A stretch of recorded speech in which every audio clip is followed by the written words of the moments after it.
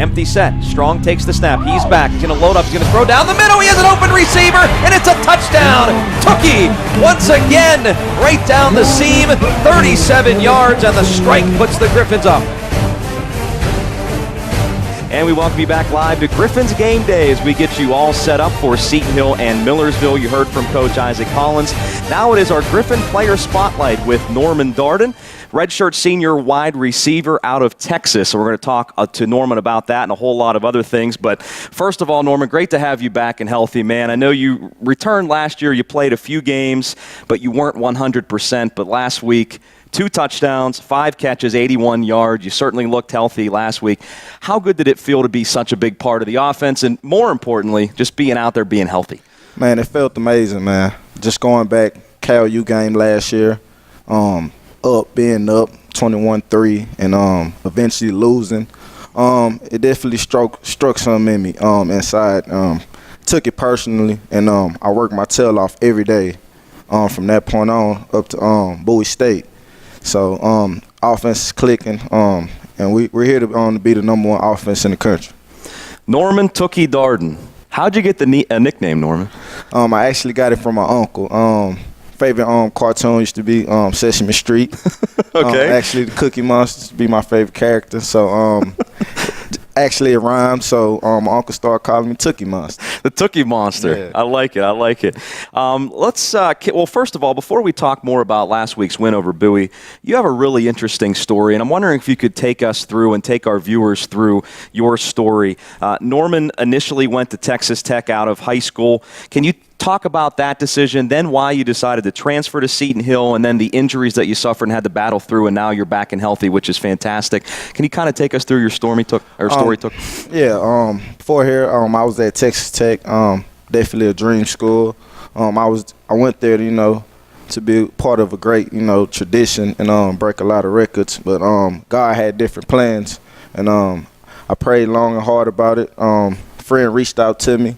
And I thought long and hard about it, and God wanted me to come here, and that's why I'm here today. So. And what friend was that? Andrew Jackson. Okay. Andrew Jackson. He used to play quarterback here, so yeah. I think he's still hanging around the area, right? Or at least I saw him not that long ago. Maybe he's gone now. From time to time, he does visit from time to time. So now, can you take us through what the experience has been like at Seton Hill, and again, your injuries that you've incurred, and then how you've battled back from those?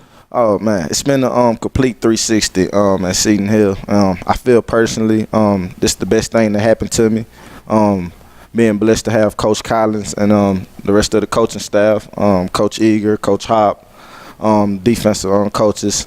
It's been a blessing. It's definitely made me become a man, more mature man, and one day be able to lead my family in the right way and the way Coach Collins has taught us. So. A lot of different players have said the same thing, Norman. Let's talk a little bit more about last week, the win over Bowie. As a leader on offense, how do you think the guys performed offensively after you got a chance to look at film? I had a bit jitters at first, but after we settled down, we started doing what makes us great. At the end of the day, we locked in. Offensive players, they started making plays. Our line did a great job blocking all day. A tough D line and Bowie State, so came together. Can you take us through your 2 touchdowns? Big one in the middle of the third quarter, game-winning score with 9:42 in the fourth quarter. Can you kind of take us through those 2 catches? The first one off a crossing route. It was basically I found the hole in the middle of the defense, and my quarterback C9 he hit me, and on the second touchdown. It was basically, hey, let's win the game, man versus man, and I like to take our offense over their defense any day. So, great to see you out there again. A couple of years ago, when the program was really turning the corner, getting back to what Coach Collins wanted it to be a few years ago. You were such a vital part of the offense, and now trying to bounce back from these injuries and you being out there. What do you think the biggest value is for you to this offense? What do you think you bring personally to the offense, Norm? I think I bring a dynamic player, playmaking ability, but first and foremost, leadership. I try to be a great leader on and off the field. And I just try to help contribute, try to be the best offense in the country. You got that shiftiness out there, man. It's tough to hit you. We were actually talking to Tim Johnson about that off the air, just how tough it is to hit a guy like you as opposed to maybe a 6'3" guy. But you got the shiftiness, and you kind of maybe get lost in the shuffle a little bit. Yeah, man. I try to, use my abilities, to the best of my abilities and my strengths, try to use my speed and quickness to try to overcome the power and the size of the defender. So a lot of veteran receivers on this team. You, Logan, Ty, Jarvis, even Ardell, who's only a sophomore, played an entire year last year, so he has a lot of experience. But all of you guys seem to have some really good chemistry now with Christian Strong. You guys have been working together for a long time. Can you talk about that with you and Christian and then the other receivers as well? It actually didn't start this offseason. It started last offseason in the summer. We came together.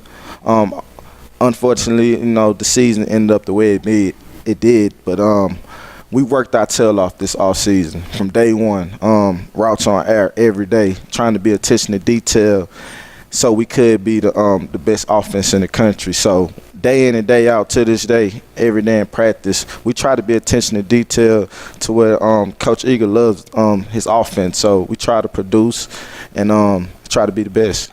And you mentioned the summer. I want to ask you about that because something that people might not realize is the coaches cannot demand that you be on campus in the summer. As a matter of fact, they're not involved in the workouts at all. The seniors or the players run them. And you were one of the guys that was here over the summer? Yes, sir. We all made a big sacrifice, and I feel like that's leading to our success now. 53 guys came back in the summer, and worked their tail off. And we all continue to work day in and day out, rain, sleet, or snow. We came together, and I'm very thankful for those guys, man. TTG. Well, I got to ask you, kind of taking you off the field here for a second. What made you start playing football? And I know we talked about this, I think, a couple years ago, your first year at Seton Hill, but what was it like growing up playing football in Texas? I mean, Western PA football is huge, but Texas, it's huge. Oh, yeah, man.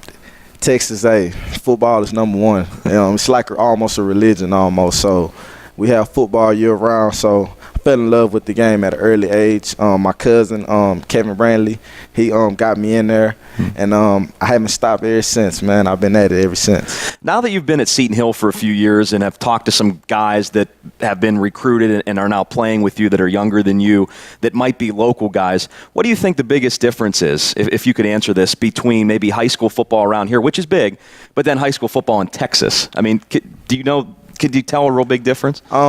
It's definitely a difference. In Texas, take it a lot more serious. A lot more money is put into the high school the facilities and everything. Facilities. Yeah. So, football is year round in Texas, even for Pop Warner, and that's the big difference. It's the money. So, what would you say your favorite thing is about playing football?